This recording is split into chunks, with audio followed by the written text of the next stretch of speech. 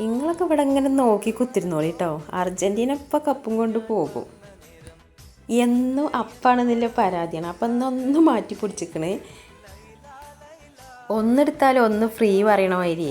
ഇന്നലെ രാത്രി പഴം കൊടുന്നപ്പോൾ തന്നെ ഞാൻ കരുതിയിരിക്കണ് ഇന്ന് രാവിലെ പുട്ടേ ഉണ്ടാക്കുകയുള്ളൂ എന്നുള്ളത്.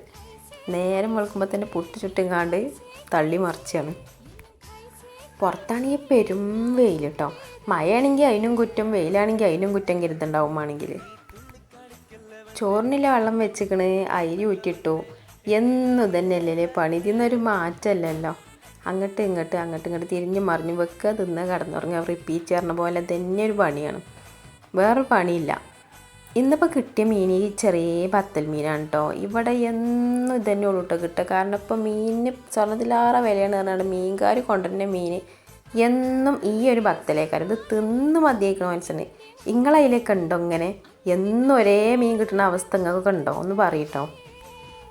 കാബേജ് ഉണ്ടേനും അത് ഉപ്പേരിയൊക്കെ കരുതി. എനിക്ക് ഒരു സാധനവും ഫൈബറും ഇല്ലാത്ത സാധനമാണ്, എനിക്ക് ഉപ്പേരിക്ക് പറ്റുള്ളൂ പറഞ്ഞങ്ങാണ്ട് കൊടുന്നു തരുന്ന സാധനമാണ് കേട്ടോ. ഉപ്പേരിയിൽ ഭയങ്കര ഇഷ്ടമുള്ള സാധനമാണത്.